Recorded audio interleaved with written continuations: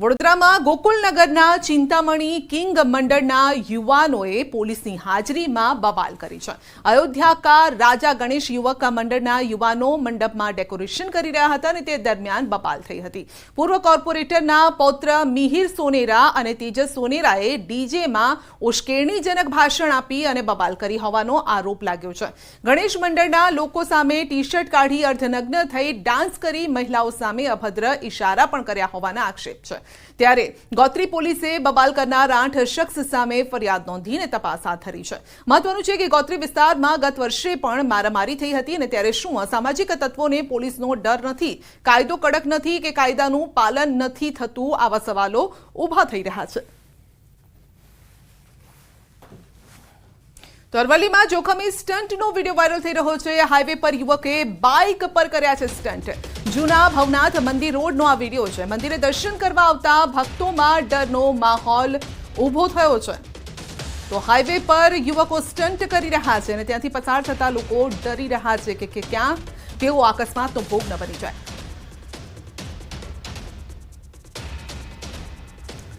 ભાવનગરના મહુવાના થોરાડા ગામ નજીક રોજકી ડેમ ઓવરફ્લો થયો છે। ઉપરવાસમાં પડેલ સારા વરસાદને લઈને ડેમ ઓવરફ્લો થયો છે। રોજકી ડેમ નજીકના 10 ગામને એલર્ટ કરાયા છે। તંત્રએ કાંઠા વિસ્તારમાં કોઈને અવરજવર ન કરવા સૂચના આપી છે। થોરાડા, ગોરસ, સંગણિયા, લખુપુરા, કુંભણ સહિતના ગામોને એલર્ટ કરવામાં આવ્યા છે।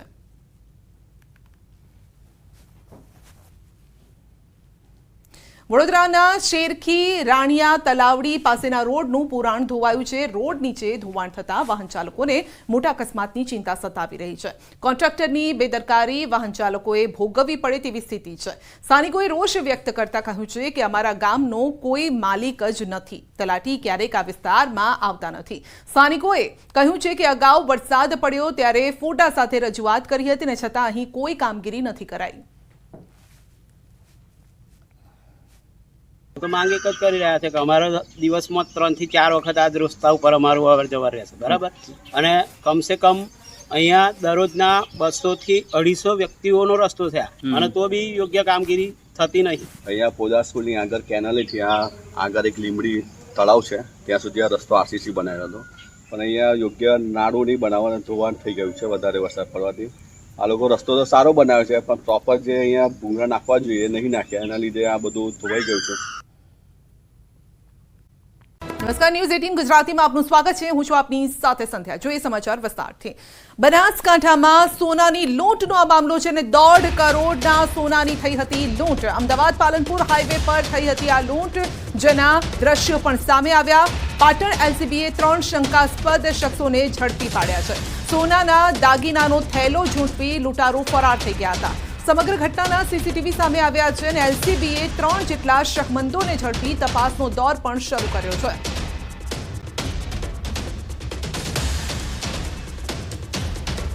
તો બનાસકાંઠામાં સોનાની લૂંટનો મામલો છે અને 3 શંકાસ્પદ વ્યક્તિને ઝડપી પડાયા છે। તો દાગીનાનો થેલો ઝૂંટવી અને તેઓ ફરાર થઈ ગયા હતા, પરંતુ સીસીટીવી સામે આવ્યા અને તેના આધારે તપાસ હાથ ધરવામાં આવી। 3 જેટલા શંકાસ્પદ લોકોને હાલ પકડી લેવાયા છે, પૂછપરછ હાથ ધરવામાં આવી છે અને ત્યારબાદ આખો ભેદ ઉકેલાશે। તો અમદાવાદ પાલનપુર હાઈવે પર થઈ હતી લૂંટ, જેના દ્રશ્યો પણ સામે આવ્યા છે। તો બનાસકાંઠામાં સોનાની લૂંટનો આ મામલો છે। જોવાનું રહેશે કે 3 જેટલા જે શંકાસ્પદ વ્યક્તિઓને પકડી પડાયા છે તે લોકો આરોપી છે કે પછી શંકાના આધારે અત્યારે તેમની ધરપકડ કરવામાં આવી છે।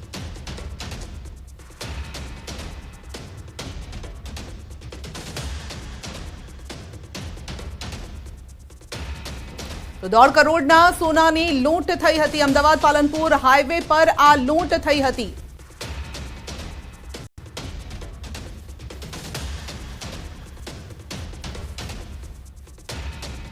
વધુ અપડેટ મેળવીશું સંવાદદાતા કિશોર પાસેથી। જી કિશોર, સોનાની લૂંટનો આ મામલો છે અને 3 શંકાસ્પદોની અટકાયત કરવામાં આવી છે હાલ। ચોક્કસથી આપને જણાવી દઉં કે એલસીબીએ 3 જેટલા ઇસમોને પાટણના રૂબાવી માર્ગ પરથી પકડ્યા છે। આ 3 ઇસમો હતા, તેમના દ્વારા ગઈકાલે જે છે તે છાપી જોડે જે 1.5 કિલો સોનાની જે બસમાંથી લૂંટ કરવામાં આવી હતી અને તે બાદ પોલીસે પાટણ તેમજ બનાસકાંઠાની અંદર નાકાબંધી ગોઠવી હતી અને પ્રાથમિક માહિતી મળતા પોલીસે 3 ઇસમોને પકડ્યા છે અને આ બનાસકાંઠા, મહેસાણા અને પાટણના હોવાનું અત્યારે તો સામે આવી રહ્યું છે. સમગ્ર મામલે સત્તાવાર પ્રેસ કોન્ફરન્સ યોજવામાં આવશે, પછી ખબર પડશે કે આ લૂંટનો જે પ્લાન હતો કઈ રીતે ઘડવામાં આવ્યો હતો અને કઈ રીતે આ લૂંટને અંજામ આપવામાં આવી હતી. સંધ્યા. જી કિશોર, મહત્વની વાત એ છે કે જે વ્યક્તિ પાસે આ સોનાનો થેલો હતો, કેવી રીતે એ લોકોને ખબર પડી? શું આ કોઈ જાણભેદું હોઈ શકે છે? થિયરી કયા પ્રકારની લાગી રહી છે? સંધ્યા, મહત્વની વાત તો એ છે કે આ જે જગ્યા પર આ લૂંટ થઈ હતી એ અગાઉ પણ આ જ જગ્યા ઉપર આ જ મોડસ ઓપરેન્ડીથી બે લૂંટ થઈ ચૂકી છે અને આ જગ્યા પર આ ત્રીજી લૂંટ છે. એટલે કે કદાચ કહી શકાય કે જ્યારે આ જે વ્યક્તિ હતો જે સોનાનો થેલો લઈને ચડ્યો હોય અને તેની રેકી કરવામાં આવી હોય અને તે બાદ આ લૂંટને અંજામ આપવામાં આવી હોય તેવું પણ હોઈ શકે છે. પરંતુ આ મોડસ ઓપરેન્ડીમાં ત્રીજી વાર આ જ રીતે વાપરીને લૂંટ કરવામાં આવી છે. સંધ્યા. જી કિશોર, આપનો આભાર.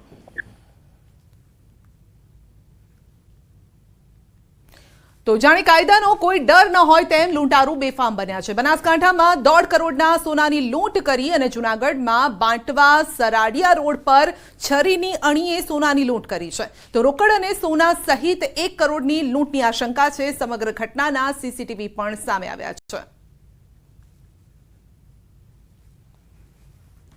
આ તરફ અમદાવાદમાં અસામાજિક તત્વોનો આતંક બેફામ રીતે વધી રહ્યો છે. પોલીસ પણ અસામાજિક તત્વોથી ડરી ગઈ છે. કૃષ્ણનગરમાં વાહનોમાં જાહેરમાં તોડફોડનો બનાવ બન્યો છે. કેટલાક યુવકોએ હથિયાર સાથે કરી હતી તોડફોડ. અજીત રાઠોડ અને તેના સાગરીતો પર આક્ષેપ લાગી રહ્યા છે. આક્ષેપ છે કે ગાડીના ડીપર મારવા મામલે પહેલા અજીત રાઠોડને માર મારવામાં આવ્યો અને જે બાદ તેના સાગરીતોએ ગાડીઓમાં બેફામ તોડફોડ કરી. અસામાજિક તત્વો તોડફોડ કરતા હતા અને તે સમયે પોલીસની પેટ્રોલિંગ વાન પણ ત્યાં સાયરન વગાડતી પહોંચે છે. જો કે પોલીસ પણ જાણે કે મુખ પ્રેક્ષક બની અને આ તમાશો જોતી રહે છે. સીસીટીવીમાં સાફ જોઈ શકાય છે કે પોલીસ વાન સાયરન વગાડીને પહોંચે છે અને લાઇટો પણ ચાલુ છે અને છતાં પણ એક આળસ જોઈ અને સંતાઈ જાય છે. તો કોઈ કાર્યવાહી ન કરતા તોડફોડ કરનાર યુવકો બાઇક પર જતા પણ રહે છે અને આ મામલે અજીતે પોલીસ ફરિયાદ કરી છે. પરંતુ ગાડીઓમાં તોડફોડ મામલે હજુ ફરિયાદ નોંધાઈ નથી.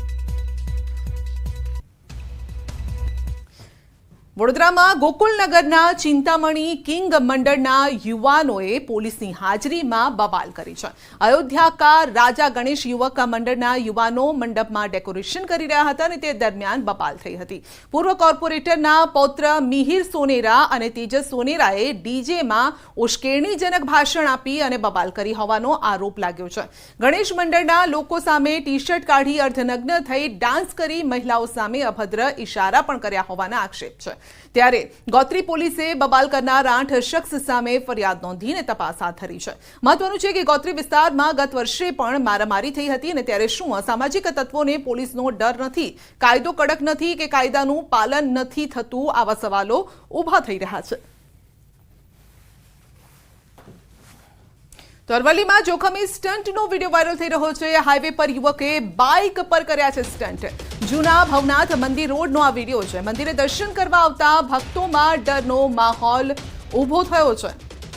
તો હાઈવે પર યુવકો સ્ટન્ટ કરી રહ્યા છે અને ત્યાંથી પસાર થતા લોકો ડરી રહ્યા છે કે ક્યાં તેઓ અકસ્માતનો ભોગ ન બની જાય.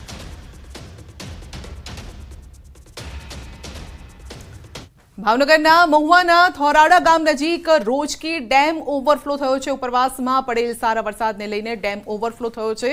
રોજકી ડેમ નજીકના 10 ગામને એલર્ટ કરાયા છે. તંત્રએ કાંઠા વિસ્તારમાં કોઈને અવરજવર ન કરવા સૂચના આપી છે.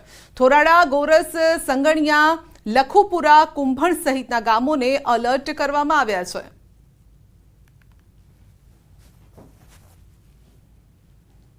વડોદરાના શેરખી રાણિયા તલાવડી પાસેના રોડનું પુરાણ ધોવાયું છે. રોડ નીચે ધોવાણ થતા વાહન ચાલકોને મોટા અકસ્માતની ચિંતા સતાવી રહી છે.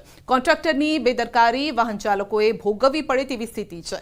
સ્થાનિકોએ રોષ વ્યક્ત કરતા કહ્યું છે કે અમારા ગામનો કોઈ માલિક જ નથી. તલાટી ક્યારેક આ વિસ્તારમાં આવતા નથી. સ્થાનિકોએ કહ્યું છે કે અગાઉ વરસાદ પડ્યો ત્યારે ફોટા સાથે રજૂઆત કરી હતી અને છતાં અહીં કોઈ કામગીરી નથી કરાઈ.